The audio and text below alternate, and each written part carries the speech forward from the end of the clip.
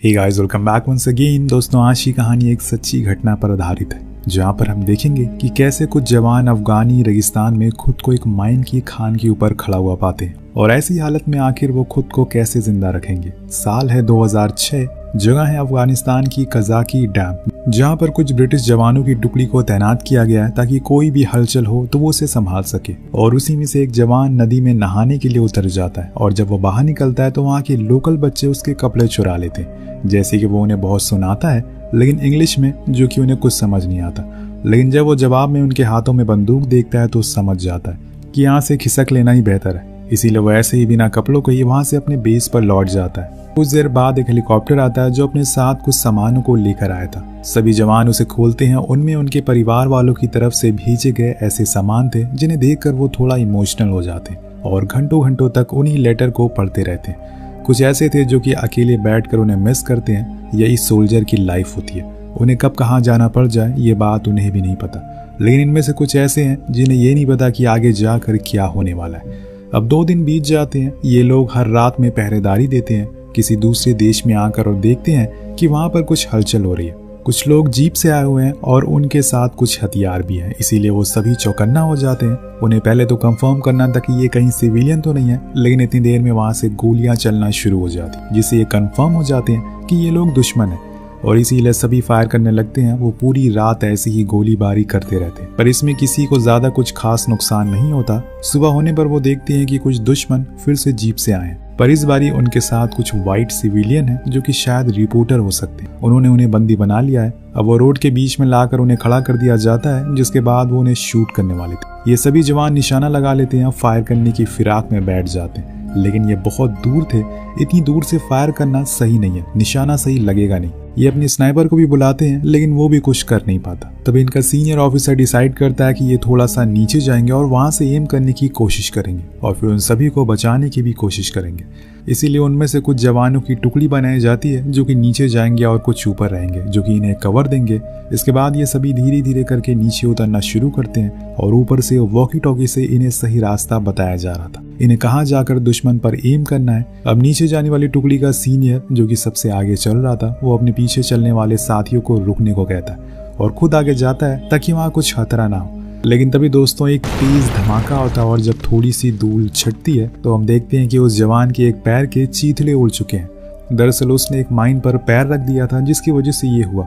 वो सभी को चौकन्ना रहने को कहता है, लेकिन उसकी खुद की हालत बहुत खराब थी, इसीलिए फौरन बाकी सोल्जर आते हैं और उसकी ऐसी हालत देखकर घबरा जाते हैं और तुरंत अपने बेस से संपर्क करते हैं। उन्हें बताते हैं कि हमारा एक सोल्जर घायल हो चुका है, इस एरिया में माइन बिछी हुई है, इसीलिए जो कोई भी यहाँ पर आए संभल कर आए। सभी लोग मेडिक को लेकर नीचे जाने लगते हैं क्योंकि उस जवान की हालत बहुत ही ज्यादा गंभीर थी। अगर ज्यादा देर तक मदद नहीं पहुंची तो वो मर भी सकता है क्योंकि खून बहुत तेजी से बह रहा है। सभी सोल्जर ऊपर से नीचे आते हैं और ऊपर वाले बेस से संपर्क करके उन्हें बताते हैं कि वो फौरन हेलीकॉप्टर का इंतजाम करें, हमारा एक जवान काफी घायल है। इन सभी को इस बात का कोई अंदाजा नहीं है कि अभी ये संख्या धीरे धीरे करके कैसे गोली की तरह बढ़ने वाली है। सभी की हालत कुछ ऐसी ही होने वाली है जो किसी ने सोची भी नहीं होगी। अभी तो फिलहाल ये उस जवान के पास जा रहे हैं और सभी कुछ ही देर में वहां पहुंच जाते हैं और संभल कर उसके पास जाते हैं जहां से सभी गए थे, क्योंकि एक गलत कदम और फिर एक और धमाका हो सकता है। मेडिक उसके पास आता और उसको सबसे पहले मॉर्फिन देता है, उसके मुंह में सिगरेट लगाता है ताकि वो थोड़ा सा काम हो सके और फिर मेडिक अपना काम शुरू कर देता है। लेकिन अभी उन्हें ये भी चेक करना है कि जहाँ पर ये लोग अभी ठहरे हुए हैं उसके आसपास कहीं कोई और माइन तो नहीं है,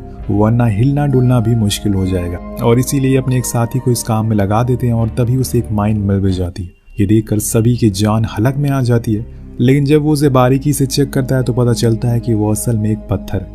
अब कुछ देर बाद सबसे ऊपर वाले बेस के लोग भी नीचे आ जाते हैं इनको कवर देने के लिए, क्योंकि वो एरिया बिल्कुल खुला हुआ है। असल में दुश्मनों को पता था कि ये रास्ता एक सूखी नदी का है और जो कुछ भी यहाँ से गुजरेगा उसे यही लगेगा कि दोनों तरफ से हमें कवर है, तो ऐसा क्या खतरा यहाँ पर हो सकता है। इसीलिए उन्होंने ये माइन के काम शुरू कर दिया। क्या पता उस पूरे एरिया में माइन का जाल हो, किसी को अभी कुछ पता नहीं है। ऊपर तेजी से हेलीकॉप्टर को बुलाने का प्रोसेस चल रहा था, वो किसी भी समय यहाँ तक पहुंच सकता है। वहीं दूसरी तरफ उन लोगों पे भी नजर रखी जा रही थी जिसको मारने के लिए ये लोग नीचे गए थे। एक सैनिक देखता है कि कुछ ही समय के बाद वो सभी वहां से भागने लगते हैं। असल में वो कोई रिपोर्टर नहीं बल्कि एक डमी थे, यानी कि ये उनका एक बना बनाया प्लान था या कुछ और, ये तो हमें आगे ही पता चलेगा। फिलहाल अभी यहाँ पर सभी घबराए हुए माहौल में है। बेस के लोग नीचे आ गए हैं और उनमें से कुछ जवान अब माइन को ढूंढने का काम शुरू कर देते हैं, लेकिन ये काम बहुत ही ज्यादा खतरनाक है।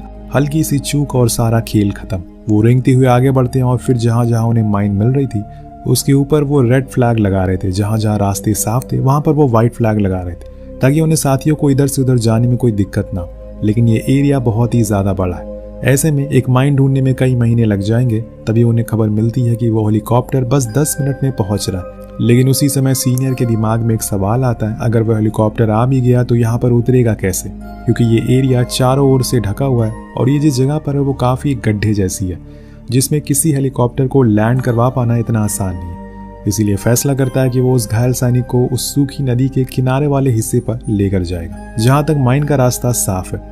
वहां पर उन्हें कोई खतरा भी नहीं है और वो जगह थोड़ी ऊंचाई पर भी है। तो सभी उस सोल्जर को स्ट्रेचर पर लेटाकर उस जगह पर ले जाने लगते हैं और पीछे से आ रहे सभी जवान उसी सेफ रास्ते पर पैर रखते हुए आगे बढ़ रहे थे। पर इसी बीच एक जवान गलत जगह पर पैर रख देता है और फिर क्या होना था। एक तेज धमाका होता है जिसे थोड़ी देर के लिए सब कुछ सुन पड़ जाता है। जब धूल साफ होती है तो हमें उस जवान की चीखें सुनाई देती है जिसके दोनों पैर बुरी तरह से घायल थे।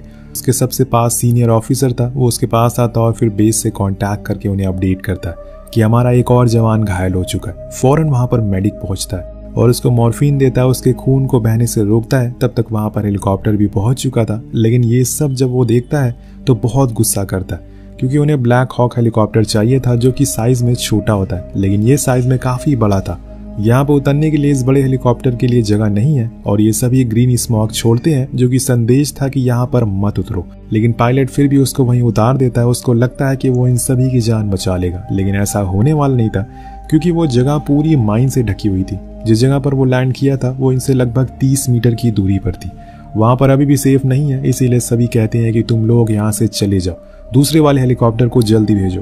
वो अपने वॉकी टॉकी से उन्हें संदेश भी देते हैं और कुछ देर बाद वो खाली वहां से चला जाता है। लेकिन इतना बड़ा हेलीकॉप्टर जब उड़ान भरने के लिए तैयार होता है तो उसमें बहुत पावर लगती है और इसी चक्कर में वहां पर पड़े हुए सारे पत्थर हिलने डुलने लगते हैं और ऐसे ही एक पत्थर जाकर एक माइन पर पड़ता है जिससे कि वहां एक और धमाका होता है और ये माइन वहीं पर लगी थी जहां पर इनके 3 जवान बैठे हुए थे। जब धूल छटती है तो वो देखते हैं कि 3 जवान घायल हो चुके हैं और उनमें से एक की हालत बहुत ही ज्यादा बुरी है। उसका एक हाथ पूरी तरह से उखड़ चुका है, दर्द के मारे वो चिल्ला रहा है। उसके पास तो मेडिक भी नहीं जा सकता क्योंकि वो कुछ दूरी पर है। जो 2 बचे हुए सोल्जर थे उन्हें कम चोटें आई थी, इसीलिए उसमें से एक को ऊपर लाया जाता है पास वाले जवान की मदद से और दूसरा था उसे वहीं पर रहने को कहा जाता है ताकि वो उस घायल जवान की मदद कर सके और एक मेडिक के तौर पर काम कर सके।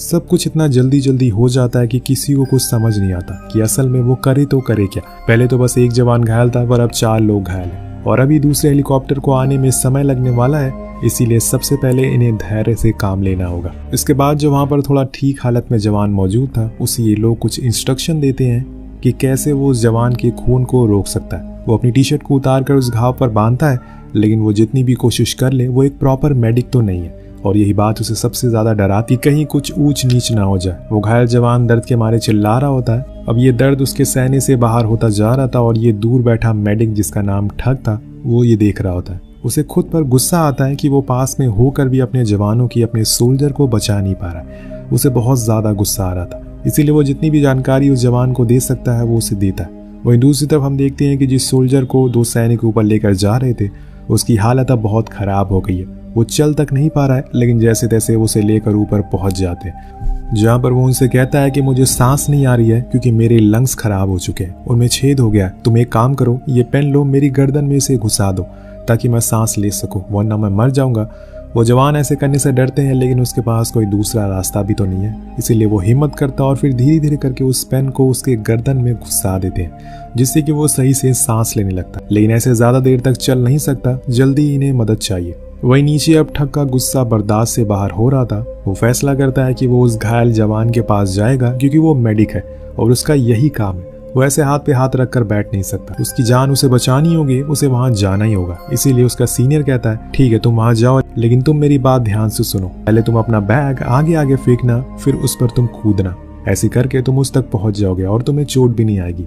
वो मान जाता है और बस हर छलांग पर भगवान का नाम लेकर आगे बढ़ता है। वो सीनियर के बताए हुए चीजों पर अमल करता है। इसी बीच वो घायल जवान को वो लोग पानी पहुंचाते हैं जो कि उसके पास बैठा जवान कैच करता है। लेकिन जब दूसरी बोतल आती है तो वो उसे थोड़ी दूरी पर जाकर गिरती है। फिर क्या था, एक और धमाका होता है जिसकी आवाज ऊपर बेस तक जाती है और वहां के लोग भर भर के गालियां देते हैं दुश्मनों को उनकी इस करतूत की वजह से। जब नीचे की हालात देखते हैं तो हमें पता चलता है कि जो जवान ठीक ठाक था वो भी अब घायल हो चुका है। मेडिक को भी चोट आई है और उसके पूरे कपड़े फट गए, लेकिन वो इस हालत में है कि आगे बढ़ सकता है, उनकी मदद कर सकता है। मेडिक के चारों ओर बस दर्द और कर्राने की आवाज आ रही थी। कुछ सालों पहले वो जब एक दूसरे देश में था तब भी उसे ऐसी ही कुछ आवाजें सुनाई देती थी और आज सेम वैसे ही मंजर उसकी आंखों के सामने है। उसके दोस्त घायल और कर्रा रहे हैं, चारों ओर बस खून ही खून है। वो उस पहले वाले घायल जवान की मदद करता और उसके फटे हुए पैर को बांध देता जिससे कि उसका खून ना बहे। अब इस पूरी टीम के पास एक ही मेडिक था, इसलिए जो दूसरा जवान अब घायल हुआ था वो खुद ही अपने जख्मी पैर पर पट्टी लगाता। वो पूरी तरह से कांप रहा था दर्द के मारे, लेकिन ये करना ही है। ये सीन जितना बताने में आसान लग रहा है, देखने में उतना ही दर्द भरा है। सभी जवान दर्द से गुजर रहे होते हैं और पास बैठा मेडिक के पास कोई और चीज नहीं है कि वो उनकी मदद कर सके। वो सभी घायल सैनिकों के बीच में ही बैठा रहता है और बस इंतजार करता है उन्हें यहाँ पर बैठे हुए सुबह से शाम हो जाती है। अभी तक कोई भी हेलीकॉप्टर वहां पर नहीं पहुंच सका था। मेडिक ने अपने सारे कपड़े उतार दिए थे ताकि वो उन घायल सैनिकों के जख्मों को बांध सके, क्योंकि अब पट्टियां भी खत्म हो चुकी थी। वो बस उन्हें उम्मीद देता है कि सभी बच जाएंगे। इसी बीच वो जिसके पास बैठा होता है जेम्स, वो उसे बताता है कि वो शायद अब जिंदा ना रहे, इसीलिए वो जाकर उसकी फैमिली से कह देगा कि वो लड़ते हुए शहीद हुआ, ऐसे डरपोकों की तरह नहीं। लेकिन ठग कहता है कि किसी को कुछ नहीं होगा, सभी सही सलामत घर जाएंगे। तभी उन्हें पता चलता है कि आज उनके ग्रुप में मौजूद एक जवान का बर्थडे है, इसीलिए वो सभी से कहता है कि हमें इसे विश करना चाहिए। तो सभी उसके लिए बर्थडे विश सॉन्ग गाते हैं। ये सब मेडिक बस इसलिए कर रहा था ताकि सब में जीने की उम्मीद बनी रहे। उसका यही तो काम है, किसी को इतनी आसानी से मरने नहीं देना और उसे उन्हें उम्मीद देते रहना होगा। कुछ भी हो जाए उसे जिंदा रखना है। वो जेम्स को उसके मुंह से ग्लूकोज पिलाता है ताकि उसकी सांसें चलती रहे। उधर जिस जवान के गर्दन में उन्होंने उस पेंसिल को डाला था वो अब खराब हो चुकी है, क्योंकि किसी भी प्लास्टिक की चीज को ऐसे जख्म पर इस्तेमाल करना इन्फेक्शन हो सकता है। वो उसे बाहर निकाल लेते हैं और कहते हैं कि कुछ देर बस इंतजार करो, बस हेलीकॉप्टर आने ही वाला है। सभी की हालत बहुत खराब है, किसी को उम्मीद नहीं है कि वो इस हाल में आ जाएंगे। इसी बीच सबसे ऊपर वाले बेस से कुछ सोल्जर देखते हैं कि इन पर कुछ लोग नजर रखे हुए हैं, वहां से बैठकर इन्हें देख रहे हैं। लेकिन इसी बीच इन्हें उम्मीद की किरण दिखाई देती है। हम देखते हैं कि हेलीकॉप्टर यहाँ पर पहुंच गया है। वो इस बारी लैंड नहीं करता क्योंकि उन्हें पहले से पता था कि यहाँ पर माइन मौजूद है। वो ऊपर से ये स्ट्रेचर भेजते हैं जिस पर ये लोग उन घायल जवानों को लेटा देते हैं। लेकिन जैसे ही वो सोल्जर लैंड करता है सभी बहुत डर जाते हैं कि कहीं एक और माइन न फट जाए, लेकिन ऐसा होता नहीं है और फिर एक एक करके उन्हें यहाँ से ले जाया जाता है। फौरन ऑक्सीजन दिया जाता है उन्हें। कुछ ही देर बाद हम देखते हैं कि ठग को पता चलता है कि वो भी एक माइन के ऊपर बैठा हुआ है, लेकिन वो खराब हो चुकी है, इसीलिए वो ऊपर वाले का शुक्रिया अदा करता है। और इसके बाद हम उसे उसके साथियों के पास बैठा हुआ देखते हैं। कहानी के आखिर में हम सभी को सही सलामत उनके घर जाते हुए देखते हैं। दोस्तों, ये पूरी कहानी एक सच्ची घटना पर आधारित है, जैसे कि मैंने आपको पहले ही बताया था। इसमें हमें अंत में इन सभी सोल्जर की कुछ असली तस्वीरें भी दिखाई जाती है। ये भी बताया जाता है कि 2006 के बाद कुछ ऐसे थे जिन्होंने अपनी ड्यूटी को कंटिन्यू रखा, और इसी के साथ इस कहानी पर यही अंत हो जाता है। तो दोस्तों, सोल्जर हमारे देश के लिए क्या क्या बलिदान देते हैं वो सिर्फ उन्हें और उनके परिवार वालों को ही महसूस होता है, क्योंकि कभी भी उनके साथ कुछ भी हो सकता है। कहानी आपको कैसी लगी नीचे कमेंट करके जरूर बताएगा। मिलते हैं अगले वीडियो में। पीस।